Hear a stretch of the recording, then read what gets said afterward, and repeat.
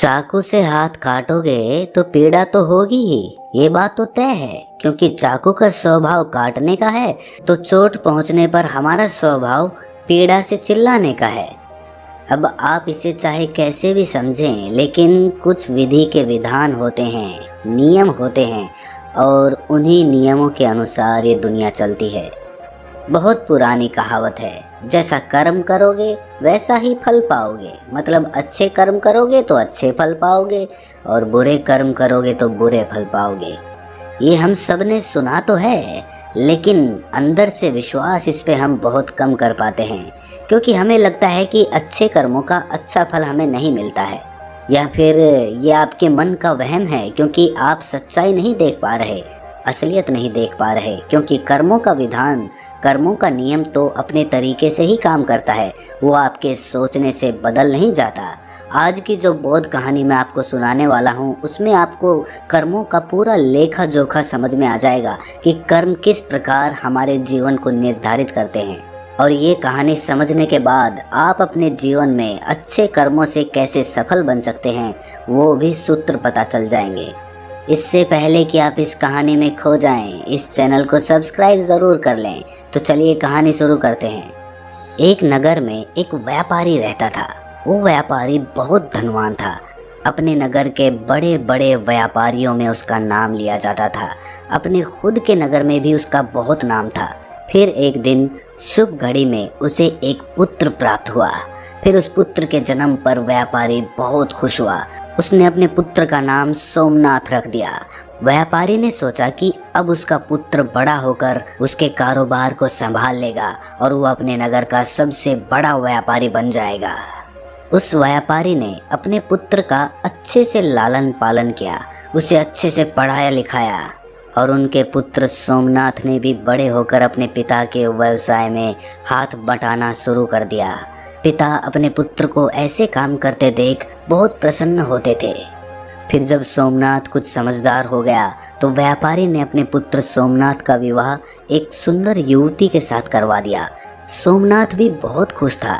सोमनाथ शादी होने तक तो अपने पिता के साथ व्यवसाय में हाथ बटाता रहा, लेकिन फिर अचानक ही सोमनाथ में कुछ परिवर्तन आने लगे। वो दिन भर अपने दोस्तों के साथ घूमने लगा। धीरे धीरे सोमनाथ को एक बहुत बुरी आदत ने पकड़ लिया। वो रोज अपने दोस्तों के साथ जुआ खेलने लगा। सोमनाथ अब ना तो अपने घर रहता था और ना ही अपने पिता के व्यवसाय में कोई हाथ बटाता था। वृद्ध होने के कारण उनके पिता व्यापार की देखभाल नहीं कर पाते थे, और सोमनाथ तो व्यापार की देखभाल करना तो दूर की बात रही, वो तो अपने पिता के द्वारा कमाए गए धन को जुए में उड़ा रहा था। व्यापार की देखभाल नहीं होने के कारण धीरे धीरे उसका व्यापार में भी बहुत नुकसान होने लगा। सोमनाथ के पिता ने सोमनाथ को भी बहुत समझाया कि मैंने इतनी मेहनत करके इतना बड़ा व्यापार खड़ा किया है, तुम इस जुए खेलने की आदत को, इस गंदी आदत को छोड़ दो, नहीं तो एक दिन ऐसा आएगा जब तुम्हारे पास कुछ भी नहीं बचेगा, कोई तुम्हारा साथ नहीं देगा, फिर तुम पछताओगे। इसीलिए तुम समय रहते संभल जाओ। लेकिन सोमनाथ ने तो अपने पिता की एक भी नहीं सुनी।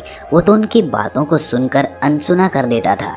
ऐसे ही समय धीरे धीरे गुजरता रहा। समय के साथ उसके पिता और भी बूढ़े हो चले थे और उनको बीमारियों ने जकड़ लिया। कुछ समय के बाद ही उस व्यापारी की मृत्यु हो गई। अपने पिता की मृत्यु पर भी सोमनाथ को बिल्कुल भी अफसोस नहीं था। उसके चेहरे को देखने से ऐसा लगता था कि उसे कोई दुख नहीं है। ऐसा लग रहा था कि मानो उसके पिता की मृत्यु के बाद तो उसे आज़ादी मिल गई हो। अब उसे कोई कहने सुनने वाला नहीं था। अब तो सोमनाथ पहले से भी अधिक जुआ खेलने लगा था। सोमनाथ जुआ खेलकर एक बहुत बड़ा आदमी बनना चाहता था। वो एक दिन में ही जुए में हारी गई रकम को जीतकर एक बड़ा आदमी बनना चाहता था, जिसके कारण अब वो जुए में बड़े बड़े दांव पेच लगाने लगा था। सोमनाथ की माँ ने सोमनाथ को बहुत समझाया कि बेटा, तुमने बहुत सारा धन गंवा दिया है, अब जो थोड़ा बहुत धन बचा है उसे भी लुटाने पर क्यों लगे हुए हो। लेकिन वो कहते हैं ना कि जब नाश मनुष्य पर छाता है तो पहले विवेक मर जाता है, यानी कि बुद्धि मर जाती है। सोमनाथ अपनी माँ की बात एक कान से सुनता था तो दूसरे कान से निकाल देता था। उसे किसी बात का कोई फर्क नहीं पड़ता था। सोमनाथ अब बस दिन रात जुआ खेलने में व्यस्त रहता था। सोमनाथ के पास कोई कुबेर का खजाना तो था नहीं जो कभी ख़त्म ही नहीं होता। धीरे धीरे सोमनाथ का सारा खजाना ख़त्म होने लगा। फिर एक दिन ऐसा आ गया जब सोमनाथ के पास कुछ भी नहीं बचा था। जुआ खेलने में उसने सारा धन खत्म कर दिया था। वो अपना सब कुछ गंवा चुका था। जब सोमनाथ की माँ को ये बात पता चली कि उसका बेटा जुए में सब कुछ हार चुका है तो उसकी माँ की मृत्यु हो गई। उसकी माँ को बहुत बुरा आघात लगा जिससे उसकी हृदय गति रुक गई। लेकिन सोमनाथ को तो अपनी माँ की मृत्यु पर भी कोई अफसोस नहीं था। उसे किसी भी बात से कोई फर्क ही नहीं पड़ता था। ऐसा लगता था जैसे उसकी संवेदना खत्म हो चुकी थी। उसके लिए कोई जिए या कोई मरे, वो तो दिन भर जुआ ही खेलता रहता था। सोमनाथ तो व्यापारी का बेटा था ही तो उसे कर्ज लेने में कोई दिक्कत नहीं आई। लेकिन सोमनाथ ने वो धन भी जुए में ख़त्म कर दिया।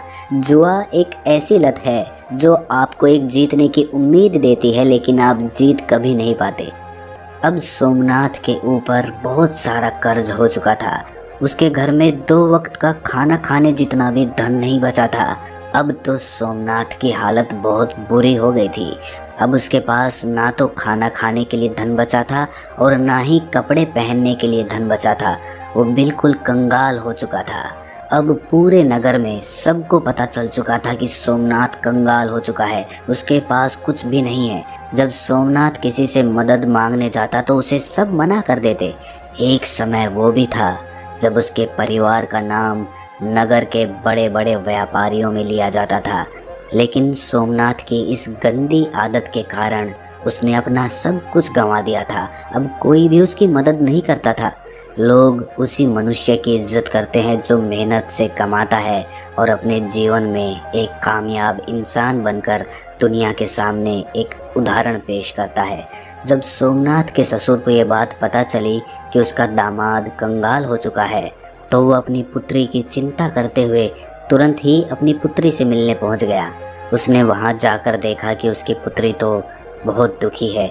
उसकी पुत्री ने फटे पुराने कपड़े पहने हुए थे। भूख के कारण उसका गुलाब सा चेहरा मुरझा चुका था। अपनी बेटी की ऐसी हालत देखकर उनको सोमनाथ पर बहुत गुस्सा आया। उसने अपनी बेटी को अपने साथ घर ले जाने का निश्चय कर लिया था। उसने ना ही सोमनाथ को कुछ कहा और ना ही कुछ सुना। अपनी पुत्री को लेकर अपने घर चल दिए। जब सोमनाथ अपने घर पहुंचता है तो उसे पता चलता है कि उसकी पत्नी को तो उसके ससुर जी अपने साथ ले गए हैं। ये देखकर सोमनाथ बहुत दुखी होता है। अब वो बिल्कुल ही अकेला पड़ चुका था। अब ना तो उसके पास पैसा था, ना पत्नी थी और ना ही उसके माता पिता थे। सब लोग उसे अकेला छोड़कर जा चुके थे। अब सोमनाथ को अपने पिता की हर वो बात याद आने लगी जो उसके पिता ने उसे समझाई थी। उसकी ऐसी हालत का जिम्मेदार वो स्वयं था। वो अचानक अपने आप से ही बातें करने लगा। उसने कहा कि एक दिन ऐसा था जब मेरी गिनती नगर के बड़े बड़े व्यापारियों में होती थी और आज मेरे पास खाने के लिए खाना तक नहीं है। अब मैं मेहनत करूँगा और अपना खुद का व्यापार फिर से खड़ा करूँगा। ये सोचकर सोमनाथ अपने ससुर से मिलने के लिए चला जाता है ताकि वो उनसे कुछ धन उधार लेकर अपना व्यापार फिर से शुरू कर सके। सुबह होते ही वो अपने ससुर से मिलने के लिए निकल पड़ता है। ससुराल पहुंचकर वो अपनी हालत को देखकर रोने लगता है। अपने फटे पुराने कपड़ों को देखकर वो सोचता है कि वो अपने ससुराल में ऐसे फटे पुराने कपड़ों में तो नहीं जा सकता। मैं साफ़ सुथरे कपड़े पहनकर ही अपने ससुर से मिलने जाऊंगा और अगर वो फटे पुराने कपड़ों में ससुराल जाएगा तो उसकी बची खुची इज्जत भी ख़त्म हो जाएगी। ये सब सोचकर वो इधर उधर देखने लगा। उसकी नज़र एक कपड़े की दुकान पर पड़ी, लेकिन शाम हो जाने के कारण वो दुकान बंद हो चुकी थी। सोमनाथ ने निश्चय किया कि वो सुबह तक वहीं इंतज़ार करेगा। जैसे ही दुकान खुलेगी तो वो अपने ससुर का नाम लेकर कपड़े खरीद लेगा और जब ससुर जी से उसे पैसे मिलेंगे तब वो उस दुकान की उधार चुका देगा। अपने फटे पुराने कपड़ों में ससुराल वालों के घर जाने से अच्छा है कि मैं एक रात इस दुकान के बाहर ही गुजार दूं। ये सब सोचकर सोमनाथ उस कपड़े की दुकान के बाहर ही सो जाता है। सोमनाथ भूख के मारे इधर उधर करवटें ले रहा था। तभी सोमनाथ ने देखा कि एक युवक चुपचाप दुकान के भीतर जा रहा है। उस युवक के भीतर जाने की कुछ देर बाद ही एक स्त्री भी दबे पांव उस तरफ आई और दुकान के अंदर चली गई। सोमनाथ को वो स्त्री अंधेरे में भी जानी पहचानी लग रही थी। सोमनाथ ने उस स्त्री को ठीक ढंग से देखने के लिए दुकान की खिड़की से बाहर झांका। वहाँ पर उसने जो देखा वो देखकर उसके होश उड़ गए, क्योंकि वो औरत कोई और नहीं बल्कि उसकी ही पत्नी थी। फिर सोमनाथ ने अपनी पत्नी और उस युवक की बातें ध्यान से सुनी। सोमनाथ की पत्नी उससे कह रही थी कि हे मेरे प्राण प्रिय, तुमसे बहुत प्रेम करती हूँ और मैं तुमसे विवाह करके पूरी ज़िंदगी तुम्हारे साथ रहना चाहती हूँ। मैंने आज तुम्हें यहाँ एक राज की बात बताने के लिए बुलाया है ताकि हम विवाह करने के बाद आराम से रह सकें। हमारे पास किसी भी चीज़ की कोई कमी ना हो। उस युवक ने बड़ी ही उत्सुकता के साथ पूछा कि कौन सा राज? तुम किस राज की बात कर रही हो? फिर सोमनाथ की पत्नी ने उस युवक से कहा कि मेरे ससुर जी बहुत धनी व्यापारी थे। उन्होंने अपने जीवन में बहुत ही कठिन परिश्रम किया था और खूब सारा धन कमाया था, और उन्होंने 4 घड़े सोने के सिक्कों से भरवाकर मकान के चारों कोनों में गड़वा दिए थे। ये काम उन्होंने इसलिए किया था ताकि बुरे समय में उस धन का उपयोग किया जा सके। उन्होंने अपने जुआरी बेटे को इस धन के बारे में कभी नहीं बताया, क्योंकि उनको डर था कि कहीं उनका जुआरी बेटा उस धन को भी जुए में ना उड़ा दे। फिर सोमनाथ की पत्नी ने उस युवक से कहा कि तुम जल्दी से मेरे ससुराल जाओ और मेरे मूर्ख पति से वो मकान खरीद लो। वो मकान तुम्हें आसानी से दे देगा, क्योंकि उसने अपनी सारी जमा पूंजी तो जुए में ही हार दी है। फिर तुम उस मकान के चारों कोनों की खुदाई करना और उन चारों घड़ों को अपने कब्जे में कर लेना, जिसके बाद हमें कभी भी धन कमाने की आवश्यकता नहीं पड़ेगी और फिर हम पूरा जीवन खुशी से रहेंगे। अपनी पत्नी के मुंह से ये सारी बातें सुनकर उसे बहुत दुख हुआ। वो सोचने लगा कि आज मेरी बुरी आदतों के कारण मेरी पत्नी मेरी नहीं रही, बल्कि वो किसी दूसरे पुरुष के साथ होली उसका साथ दे रही है, उससे विवाह करने की योजना तक बना रही है। लेकिन मैं ऐसा कभी होने नहीं दूंगा। मैं अपने पिता की कमाई हुई दौलत को इस आदमी के हाथों तो कभी नहीं जाने दूंगा। माना कि मैं बुरी संगत में पड़ गया था, मुझे जुआ खेलने की गंदी लत लग गई थी, लेकिन अब मुझे सब कुछ समझ में आ चुका है। अब मैं अपने पिता की दौलत को इस तरह लूटने नहीं दूंगा। ये सब सोचकर सोमनाथ तुरंत अपने नगर के लिए निकल जाता है। सुबह होते होते वो अपने घर पहुंच जाता है। घर पहुंचकर वो बिना कोई समय गंवाए अपने घर के चारों कोनों की खुदाई करना शुरू कर देता है। खुदाई करने के थोड़ी ही देर बाद उसे वो चारों घड़े मिल जाते हैं। फिर वो उन चारों घड़ों से सोने के सिक्कों को निकाल लेता है और उन घड़ों में कोयला भरकर वापस उसी जगह पर रख देता है। इसके बाद सोमनाथ अपनी पत्नी के प्रेमी का इंतज़ार करने लगता है।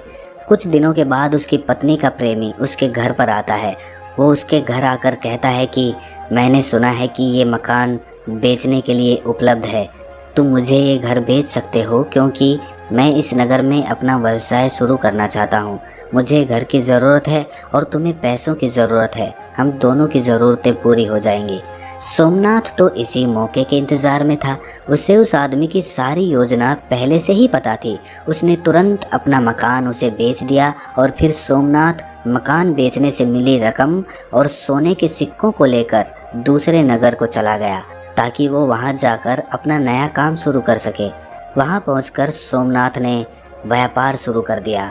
शुरू में उसे बहुत कठिनाई हुई। उसने खूब मेहनत की और अपने से बुरी आदतों को दूर रखा। व्यापार में कभी कभी थोड़ी बहुत ऊंच नीच होती रहती है, लेकिन उसने सब कुछ संभाल लिया।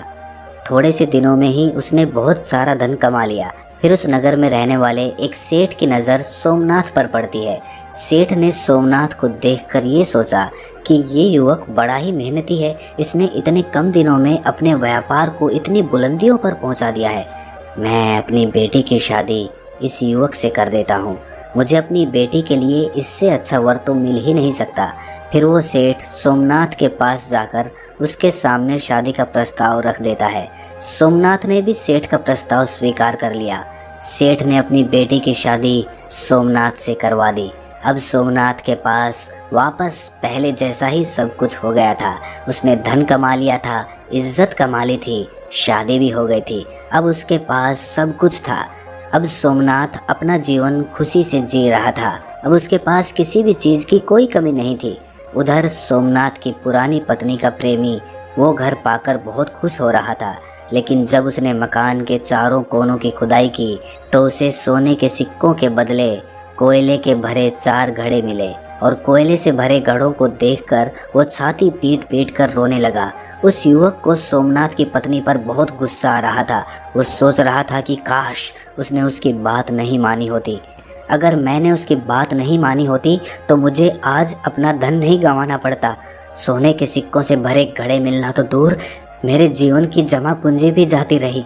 इसके बाद उस युवक ने अपनी प्रेमिका यानी कि सोमनाथ की पत्नी को भी सबक सिखाने के लिए उसे छोड़ दिया। वो वापस अपने गांव लौटा और अपनी प्रेमिका को बुलाया और कहा कि तूने मुझे ठगने की कोशिश की है, मेरी सारी जमा पूंजी तूने बर्बाद कर दी, अब मेरे पास कुछ भी नहीं बचा है। आज के बाद कभी मुझे अपना चेहरा मत दिखाना, चले जाओ मेरे सामने से। उधर सोमनाथ ने अपनी गलती से सीख लिया था कि बुरे कर्म करोगे तो परिणाम बुरा ही प्राप्त होगा।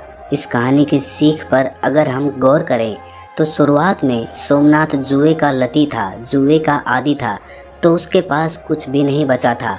वो सड़क पर आ गया था। उसकी पत्नी ने भी उसे छोड़ दिया था। ये उसके कर्म का ही परिणाम था। अगर वो अपने व्यापार को अच्छे से करता तो शायद उसे वो दिन देखने नहीं पड़ते। खैर, जैसे तैसे सोमनाथ को अपनी गलती का एहसास हुआ और उसने अपना जीवन बदल लिया। इससे हमें ये पता चलता है कि हमने चाहे जीवन में कितने भी बुरे कर्म किए हों, लेकिन हम कभी भी नई शुरुआत कर सकते हैं। अच्छे कर्म करने के लिए कोई भी समय नहीं होता, या यूं कहें कि हर समय अनुकूल होता है। और दूसरी तरफ हमें ये भी सीख मिलती है कि अगर हम बुरे समय में अपनों का साथ छोड़ दें, उन्हें धोखा दें, तो उनका भी बहुत बुरा परिणाम होता है। जैसे कि सोमनाथ की पत्नी ने उसे धोखा दिया, लेकिन इस धोखे के कारण उसने अपना सब कुछ गंवा दिया, यहाँ तक कि अपनी इज्जत तक गंवानी पड़ गई। अगर सोमनाथ की पत्नी केवल उसकी बुरी लत की वजह से उससे दूर चली गई थी तो वहाँ तक भी उसने कुछ गलत नहीं किया था, क्योंकि इसकी वजह खुद सोमनाथ था। लेकिन अपने प्रेमी के साथ मिलकर अपने पति को ही छलने की योजना बनाना उसे बहुत महंगा पड़ा। तो दोस्तों, कैसी लगी ये कहानी आपको कमेंट सेक्शन में ज़रूर बताना, और अच्छी लगी हो तो इस चैनल को सब्सक्राइब ज़रूर कर देना। तो मिलते हैं अगली किसी कहानी में, तब तक के लिए अपना ख्याल रखें।